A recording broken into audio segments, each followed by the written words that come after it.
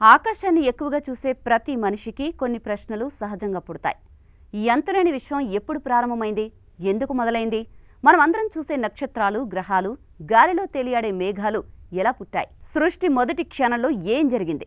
ఎందుకు జరిగింది? మానవుడు పుట్టే ముందు జరిగిన పరిణామాలేంటి?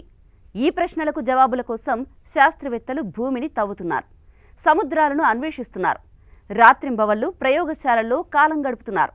అమెరికా అడవుల్లో ఇప్పుడదే జరుగుతోంది. ఇటు జపాన్లోనూ ఈ ప్రశ్నలకు సమాధానాల కోసమే సైంటిస్టులు శ్రమిస్తున్నారు. ఇంతకీ ఈ ప్రశ్నలకు సమాధానాలు దొరుకుతాయా? అసలు అమెరికా, జపాన్లో ఏం జరుగుతుందో నేను మీకు బ్రీఫ్గా ఎక్స్ప్లెయిన్ చేస్తా.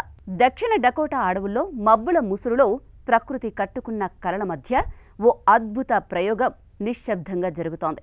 అక్కడ భూమికి 1500 మీటర్ల లోతుల్లో గొప్ప ప్రయోగం రూపుదిద్దుకుంటోంది.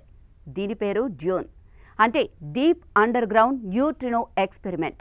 దాదాపు 1500 మంది శాస్త్రవేత్తలు కలిసి ఈ మహాప్రయోగంలో సభ్యులుగా ఉన్నారు. న్యూట్రినో అనే సూక్ష్మ అణుకణాన్ని పరిశీలించేందుకు ఈ ప్రయోగం చేస్తున్నారు. భూమికి సంబంధించిన అనేక రహస్యాలను దాచుకున్న కణంగా న్యూట్రినోని సైంటిస్టులు చెబుతుంటారు.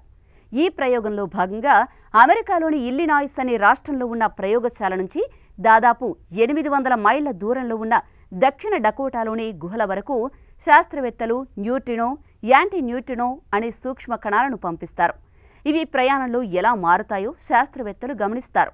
ఈ మార్పులు న్యూట్రినో, యాంటీ న్యూట్రినోలలో ఒకేలా జరిగాయా లేదా వేరుగా జరిగాయా అన్నదే అసలు ప్రశ్న. ఎందుకంటే విశ్వం మొదట ఉద్భవించినప్పుడు 2 రకాల పదార్థాలు పుట్టాయి. ఒకటి పదార్థం అంటే మేటర్, రెండోది ప్రతి పదార్థం అంటే యాంటీ మేటర్. ఈ రెండు ఒకదానిని ఒకటి తాకినప్పుడు పూర్తిగా కలిసిపోవాలి. అప్పుడు ఎలాంటి పదార్థం మిగలకుండా కేవలం శక్తి మాత్రమే మిగులుతుంది. కానీ నిజంగా అలా జరగలేదు. ఆ పదార్థం, ప్రతి పదార్థం ఒకదానితో మరొకటి కలవలేదు. కొన్ని పదార్థాలు అలాగే మిగిలిపోయాయి. అలా మిగిలిపోయిన పదార్థాలే ఈ భూమి, గ్రహాలు, నక్షత్రాలు. ఇలా ఎందుకు జరిగిందో తెలుసుకునేందుకే డ్యూన్ ప్రయోగం నడుస్తోంది.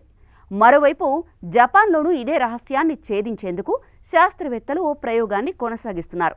ఈ ప్రయోగం కూడా గుహలోనే జరుగుతోంది.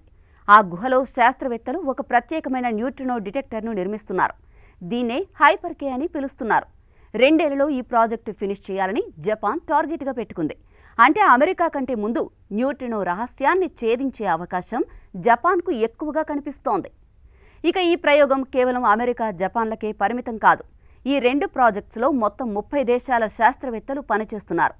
ఒకవేళ ఈ ప్రయోగం సక్సెస్ అయితే శాస్త్ర రంగంలో విప్లవం రానుంది. ముఖ్యంగా విశ్వం ఆవిర్భవించినప్పుడు పదార్థం, ప్రతి పదార్థం సమంగా పుట్టినా ఎందుకు పదార్థం మాత్రమే మిగిలింది అనే ప్రశ్నకు స్పష్టత దొరుకుతుంది. అంటే మనం ఈ భూమిపై జీవిస్తున్నాము అంటే అది యాదృశ్చికం కాదు. దీని వెనుక ఒక గొప్ప విజ్ఞాన రహస్యం దాగుంది. ఈ ప్రయోగం వల్ల మన ఉనికి అర్థం మారుతుంది. మనం ఈ విశ్వంలో ఒంటరిగా ఉన్నామా?